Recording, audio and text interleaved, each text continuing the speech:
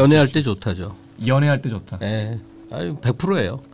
이 사람이 이렇게 작가로서의 한 인생을 보내고 나서 현재 어떤 그 생활을 하고 있는가, 어떤 생각을 하고 있는가, 이걸 이제 보여준 데 주력을 한 것 같아요. 그러니까 20세기에 활동했던 작가들이 재료로서는 가장 풍부한 시기를 가졌던 거죠. 쓸거리가 그만큼 많았던 거예요. 많았고. 네. 또 독자도 그만큼 많았고. 난 사람이 그렇게 다 까놓고 못 산다고 생각합니다. 여기 정말 별 같은 작가 이름들이 쭉 목차에 나옵니다. 네. 그러니까 작품은 존재해요.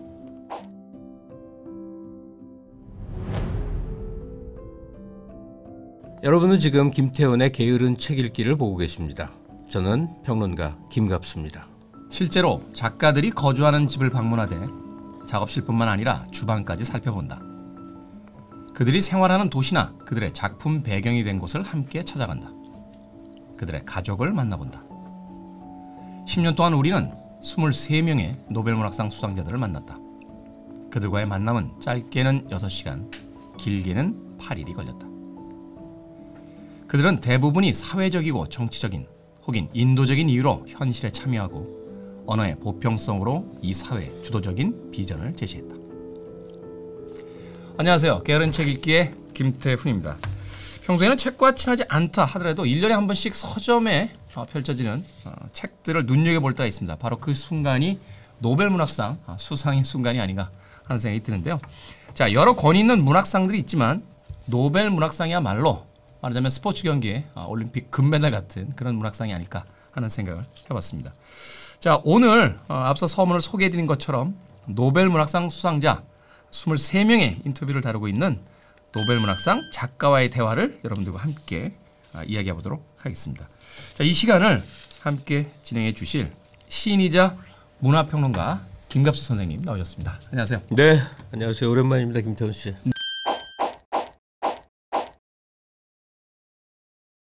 자, 선생님과 함께 오늘 노벨문학상 작가와의 대화, 이 책을 이제 소개를 해야 될 텐데요.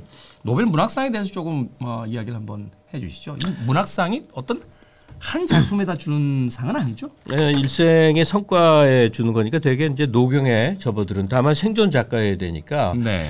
그 어떤 특정 작품이 수상의 대상이 되지는 않으나 그가 살아왔던 시대 전체가 수상의 대상이 되는 경우도 있고. 자, 작가들의 이야기로 이제 본격적으로 들어가 보겠습니다. 23명의 작가를 인터뷰합니다. 인터뷰라는 것은 어떻게 보면 가장 진솔한 고백일 수도 있고요. 또한 우리가 알고자 했던 그 은유와 상징으로서 말하자면 어떤 한꺼풀 포장이 되어 있던 그 작품의 어떤 내면을 아주 깊숙하게 들여다볼 수 있는 것이기도 한데, 이 23명의 노벨문학상 작가와의 대화 속에서 가장 먼저 인상적이었던 대화를 하나 끄집어내서 그 이야기를 좀 더 깊게 좀 가져가 보겠습니다.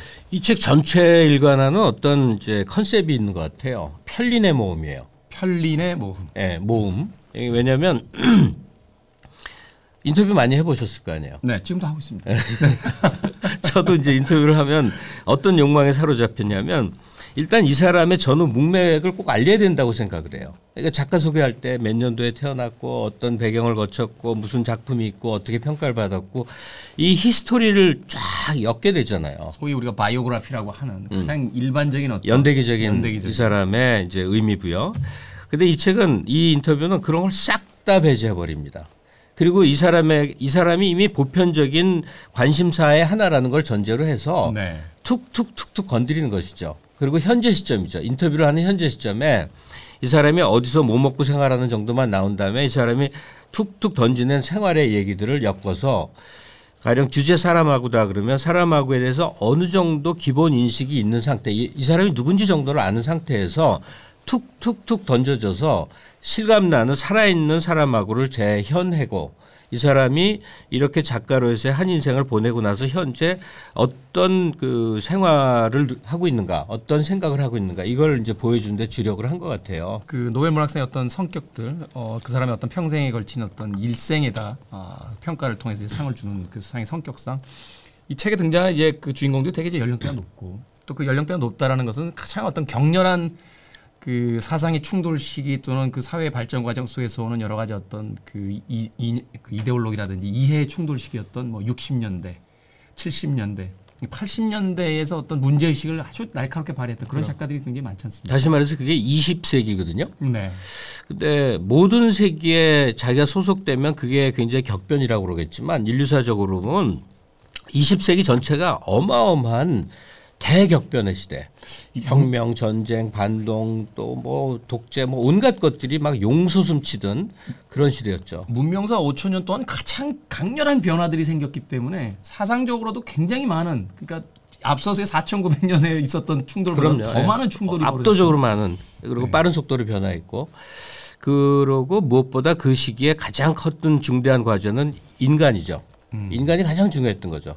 가령 그 전이라면 왕조가 더 중요했고 권력이 더 중요했고 뭐 그런 것들이잖아요. 네. 근데 인간 개인의 원래 근대 문명이라는 게 이게 개인이 발견되는 과정인데 이 어디 집단에 소속되지 않은 한 개인의 이 삶과 이 희노애락이 훨씬 더 중요한 가치가 됐던 20세기적 특징이 문학에 그대로 구현됐다고 볼 수가 있어요. 그러니까 20세기에 활동했던 작가들이 재료로서는 가장 풍부한 시기를 가졌던 거죠. 쓸거리가 그만큼 많았던 거예요. 많았고. 네.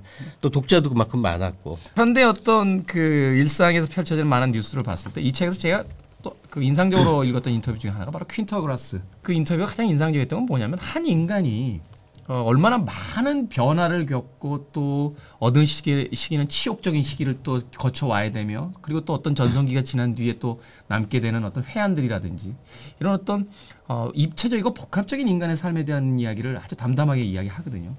근데 현대 사회를 보게 되면 우리가 너무 상대에 대해서 잘한다라고 과신하기 때문인지 혹은 너무 많이 연결되어 있기 때문인지 몰라도 아주 일상에서의 사소한 실수 하나가 그 사람의 인생 전체를 다 무너뜨리게 되는 이런 일들을 너무 쉽게 보게 됩니다. 예, 퀸터그라스는 저는 개인적으로 엄청나게 이제 존경하고 사랑하는 대상이고 좀 어려워요. 자, 이분의 나치력을 어떻게 볼 것이냐 하는 거예요. 근데 굉장히 안타까웠던 게 아니 그렇게 평화와 인권과 인류 반전을 외쳤던 이 사람이 나치였다고 그러면서 세계적으로 엄청난 비난이 쏟아졌거든요. 그렇죠.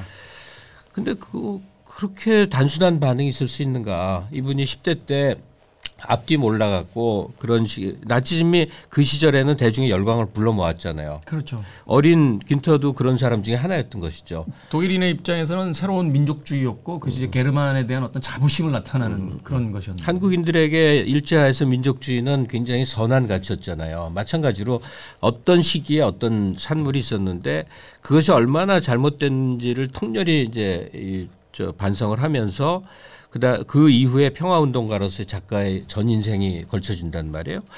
근데 왜 이제 미리 고백을 못 했느냐. 미리 이 커밍아웃 하고 이제 했어야 되는 거 아니냐. 왜 속였느냐. 이제 이거는 비판을 하는데 난 사람이 그렇게 다 까놓고 못 산다고 생각합니다. 사람 그렇지 않습니다.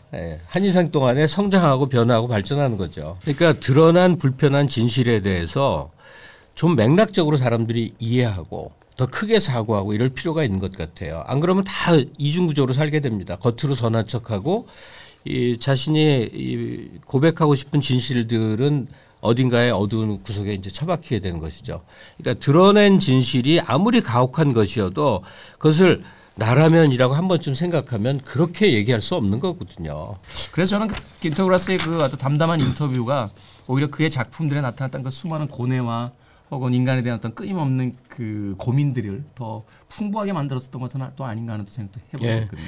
여기 정말 별 같은 작가 이름들이 쭉 목차에 나옵니다. 네. 근데 그 중에는 그 특별히 자기에게 이렇게 가깝게 느껴지는 사람들이 있잖아요. 그렇죠. 한창 예민할 때 체험하면 그렇습니다. 내 인생의 어느 시기에 우연히 그 사람 책을 한 권 읽었는데 다시 이 인터뷰록을 통해서 그 이름을 보고 읽게 됐잖아요. 반가운 느낌이 확 달라지는 거죠. 네. 몇몇 이름들이 저한테도 굉장히 친숙한데 저는 임레 케르테스가 제일 반가웠었어요. 임레 케르테스. 네, 헝가리 작가인데 이제 독일에서 활동을 했고 저도 그 사람의 번역에 약간 관계가 있었어요. 그전엔 임레 케르테스가 누군지 몰랐던 거죠. 근데 야 작품을 읽으면서 굉장히 충격을 받은 거예요. 어떤 면에서? 이 사람의 이제 작품이 여러 개 있겠지만 주된 이제 대상이 정확한 원제가 어느 운명 없는 소년의 이야기가 원제예요. 이게 뭐냐면 임레케르테즈의 자전적 소설인데 이 유택의 헝가리인인데 어느 날 그냥 버스 타고 왔는데 버스에서 내려 하더니 그대로 끌고 부엔발트 그 나치 수용소에 끌려가서 네. 전쟁이 끝나고 풀려 나온 얘기고 돌아왔는데 고향에서는 아무도 내가 그런 어마어마한 일을 겪었는지 몰라서 어찌할 바를 모르는 그런 스토리인데 네. 왜 충격을 받았냐면 우리가 나치 수용소 하면 어떤 생각이 떠오르죠? 일단은 아우슈비츠가 뭐 제일 먼저 떠오르죠. 아우슈비츠가 떠오르는데 아우슈비츠에서 어떤 장면이 떠오르냐고. 우리가 사진 속에서 기억을 하지만 앙상이 뼈만 남은 머리가 사람들, 다 깎이고 죽은 머리털 사람들의 머리털 죄수복을 입고 뭐 끔찍하잖아요. 네. 안 그랬다는 거예요. 자신이 있었던 곳은 예.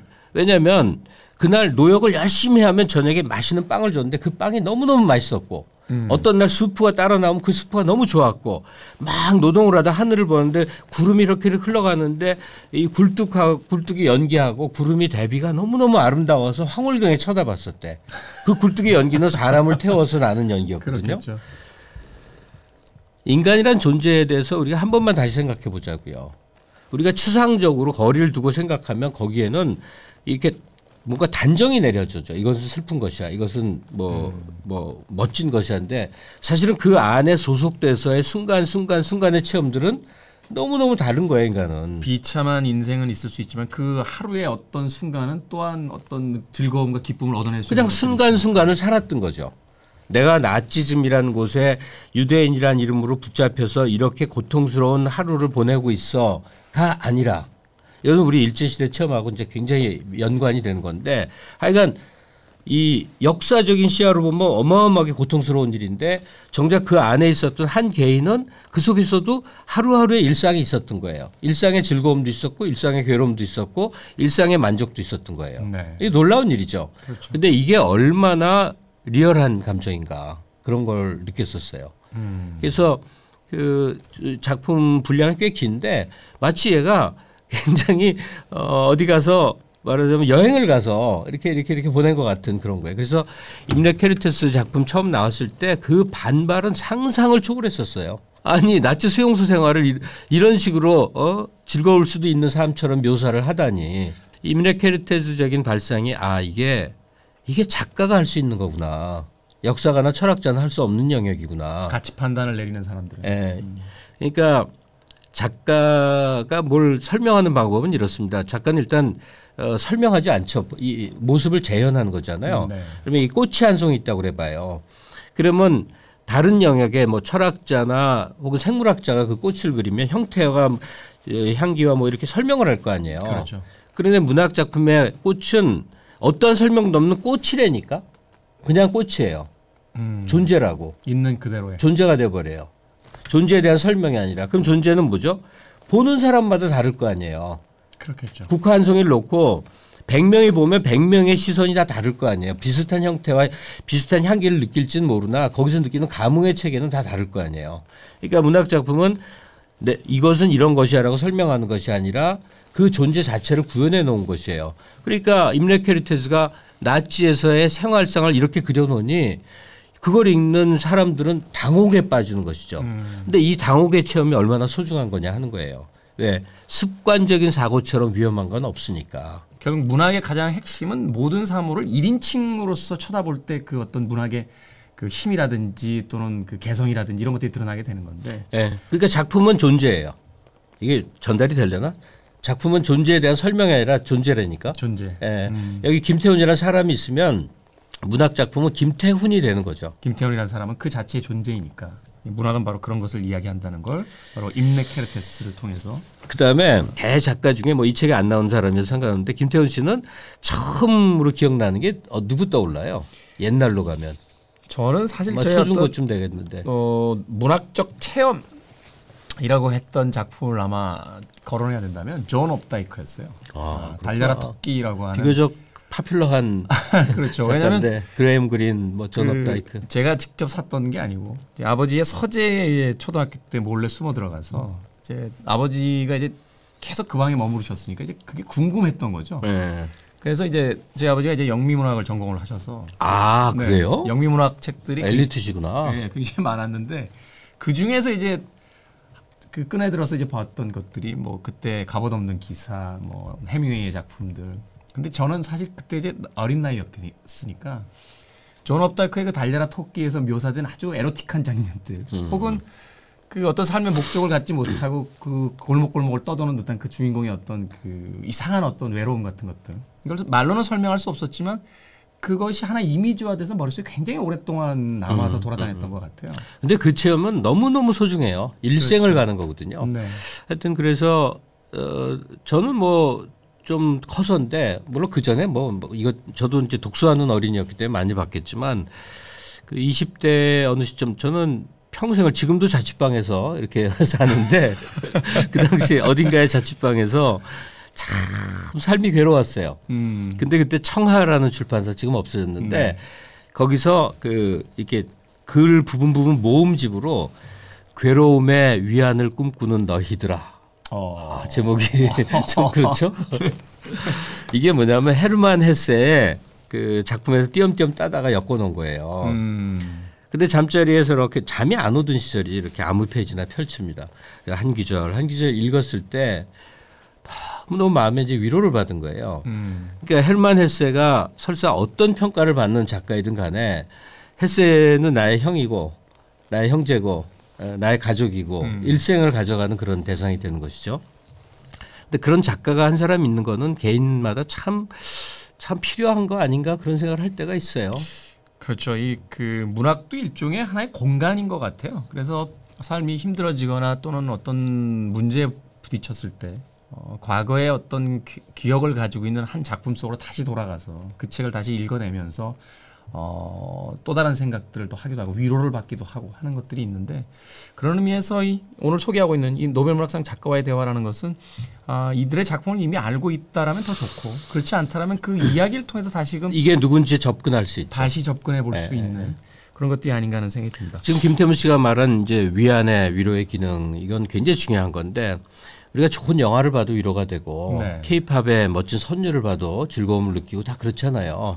그런데 인간이라는 게 참 묘해서 요즘은 많이 사용하지 않는 단어입니다만 한때 이제 유행했던 철학 용어로 전존재라는 말을 많이 썼었어요. 전존재. 예, 그냥 머리끝부터 발끝까지 흔들리는 거죠. 나의 전존재가 전율과 충격을 느끼는 체험은요. 긴 시간과 두뇌의 어떤 부분의 작용에 의해서만 가능하다고 그래요. 근데 소설을 읽는 과정은 그 어디 하버드대 의대에서 뭐 이렇게 한 게 있어요. 이렇게 뇌의 어떤 영역을 가령 이렇게 뭘 심어서 찍는다 그러면 어디 부분이 이렇게 활성화되는 영역이 나오는데 그게 독서를 통해서만 가능하대요. 근데 독서물 중에 다른 독서물은 이 지식이라든지 이 뭐 견문의 영역이지만 문학은 감동의 영역이잖아요. 그 감동이 콱 해서 전존재가 떨리는 체험은 사실은 문학 작품 속에서만 가능하다고 입증이 된 거예요. 근데 이제 오늘날의 사람들은 그 문학 작품을 통한 전 존재의 떨림, 흥분, 놀라움 이런 것들을 이제 잃어버리고 사는 거죠. 그렇죠. 아쉬운 거지만 이 문학 작품을 읽는 것만큼 외로운 일이 어디 있어요. 이건 혼자밖에 못 하잖아요. 눈 4개가 작동하지 못하잖아요. 콘서트에 가거나 혹은 친구들과 팝콘을 먹으면서 볼 수 있는 음악이나 영화가 아니니까. 어떤 경우에도 이 문학 작품을 읽을 때는 혼자가 되거든요. 그러니까 수백 명이 있는 공간에서 문학 작품을 읽어도 그건 완벽한 혼자가 되는 상태거든요. 근데 그 혼자가 뭐냐면 그 작품 안에 있는 이만한 세계 안에 따로 있는 거니까 그야말로 이 못 말리는 고립감. 나만 딴 동네에 따로 있는 거죠. 자, 노벨문학상 작가와의 대화. 노벨문학상 수상자 23명과의 인터뷰를 다룬 책 오늘 시인이자 평론가이신 김갑수 선생님께서 소개를 해 주셨습니다. 이 책을 이제 마주하게 될 독자들에게 이 책에 대한 작가는 아니십니다만 그 뒷면에 있는 추천사 하나를 덧붙여 주신다면 뭐라고 이야기를 하시면서 연애할 때 좋다죠. 연애할 때 좋다. 네. 100%예요. 사람이 뭔가 있어 보이는 거의 정점은 무언가 아는 겁니다. 그렇죠. 예. 우리는 연애가 없었다라면 결코 그 많은 영화와 음악과 책을 읽지 않았겠죠. 예. 근데 빈터그라스나 주제 사람하고의 작품을 읽으려면 이게 돌아버리는 거예요. 한 권 제대로 읽는데 딴 걸 다 중단하고 해야 되는 거예요. 근데 이 책을 집필한 인터뷰어의 전략을 먼저 잘 알아야 돼요. 이 사람 굉장히 머리 좋은 사람이거든요. 그래서 앞뒤를 탁탁탁탁 건너뛰면서도 잘 주의 깊게 읽으면 도대체 사람하고 평론적으로 전혀 쓰지 않았는데도 사람하고가 어떤 입지에 어떤 생각을 하는 사람인지를 눈치채게 만들어준 거예요. 알 수 있게 만들어줬다고. 우리가 살면서 필요한 섭취해야 될 지식 그리고 내 언어로 이제 재구성해야 될 것 중에는 위대한 문학 작품이 빠질 수는 없어요. 아무리 뭐 의학 정보를 많이 알고 뭐 하여튼 뭐 이것저것 많이 안다 하더라도 그 부분이 결핍돼 있으면 그 사람 자체가 굉장히 공허해 보이는 수밖에 없거든요. 근데 이 책은 이 위대한 작가들로 들어가는 입구의 역할로서는 매우 훌륭합니다. 이제 이 입구에서 끝나버리면 좀 그렇죠. 좀 허무한 거지. 이 인터뷰어의 입구를 통해서 이 중에 어떤 작가를 이제 만나는 다음 과정이 보다 중요한 건데 그러면 누굴 권할 것이냐인데 사실은 이 책 안에 등장하는 작가들은 다 인간이 검증해 놓은 재밌는 작가입니다. 우리가 굉장히 오해하는 게 있어요. 재밌죠. 네. 아니 이 책을 소개하면서 뭐 노벨 문학상 작가니까 어렵고 자시고 얘기를 하는데 그건 굉장히 오해예요. 이 세상에 살아남은 모든 작품, 높은 평가를 모든 작품은 재밌어서 살아남은 겁니다. 그렇죠. 독서는 쾌락이니까요. 네. 네. 재밌지 않으면 잊혀진 거예요. 아무리 위대한 학자가 이 작가는 위대합니다라고 얘기해도 그래서 대중이 선택하지 않아요. 그러니까 노벨상을 탈 정도면요. 어느 한 문화권에서 어마어마하게 많이 읽혔기 때문에 수상자가 되거든요. 그렇죠. 그러니까 당연히 재밌다는 건 완벽하게 보장된 상태인 거예요. 정말 이렇게 펼치면 정말 다 별 같은 사람들 더구나 이 사진 작가가 이 책의 첫 출발점이어서 작가의 편모를 알 수 있는 좋은 사진들 쫙 있지 않습니까? 이 사진 이야기를 사실은 이제 마무리로서 좀 드려보고 싶었던 것이 이들의 삶에 관여하지 않습니다. 그리고 그냥 우두커니 거리를 둔 채 쫓아가서 어떨 때는 그 뒷모습을 그냥 잡아내기도 하고 또 어떨 때는 사물을 더 중시하다 보니까 얼굴을 날려버린 사진들이 또 담기기도 하고 그런데 또 어떤 순간에 아주 깊은 애정을 가지고 손을 클로즈업 한다든지 옆모습을 아주 바짝 붙여서 찍어내는 뭐 이런 것들을 통해서 이 작가들의 아주 일상을 아주 담담하게 혹은 아주 열정적으로 이 대비되는 두 가지 사진들이 담겨져 있어서 사진을 보는 것만으로 충분히 재미있는 책이 아닌가 하는 생각을 해요. 사진 아주 좋더라고요. 네. 사진이 잘 못 찍은 사진 같아 보이잖아요.